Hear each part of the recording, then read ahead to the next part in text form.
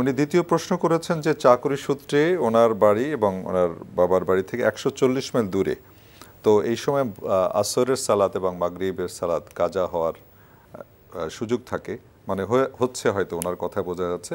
উনি কি বাসে যখন থাকেন পর্দার সাথে কি ইশারায় বা কোনোভাবে নামাজ আদায় করতে পারবেন এই সময়?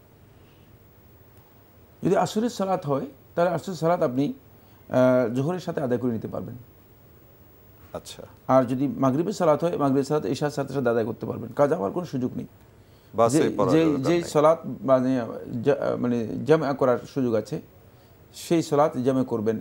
আর এই সালাত বাসে পড়ার কোনো দরকার নেই, যেহেতু আপনি যদি নেমে যান তখন আপনি সাথে সাথেই সেই সালাত আদায় করে নেবেন।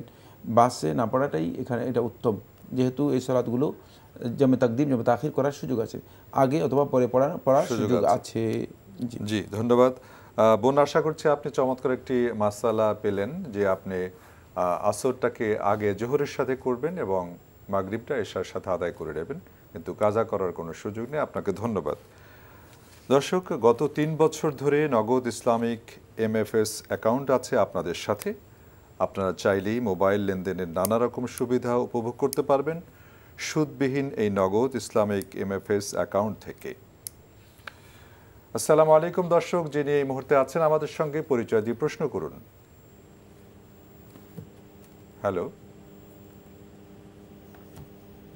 জি আসসালামু আলাইকুম, আমি কামরুজ্জামান বলছিলাম চট্টগ্রাম থেকে। জি কামরুজ্জামান ভাই, প্রশ্ন করুন। হ্যালো।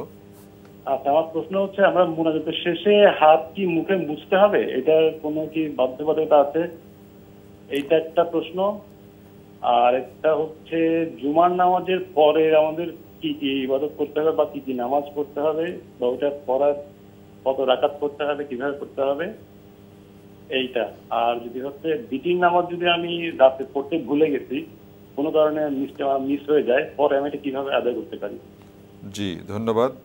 আপনি 3টি প্রশ্ন করেছেন। দর্শক, আমরা বারবার বলি অন্যকে অগ্রাধিকার দেওয়ার স্বার্থে আপনারা অনুগ্রহ করে 2টি করে প্রশ্ন করবেন। জি মোহতারামণি, প্রথম প্রশ্ন করেছেন যে মোনাজাতের শেষে হাত মুছতে হবে কিনা, এরকম কোনো? না, মোনাজাতের শেষে মুখে হাত মুছতে হবে না।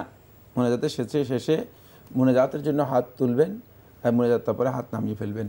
এটা হচ্ছে বিধান। এটা হচ্ছে বিধান। হাত মুখে মুছার ব্যাপারে যে হাদিসটি বর্ণনা করা হয় থাকে, এই হাদিসটি একেবারেই দুর্বল, গ্রহণযোগ্য নয়। সুতরাং আলেমদের মধ্যে কেউ কেউ এটাকে বেদাতও বলেছেন। তাই দরকার কি বেদাতের আমল করা তো দরকার নেই।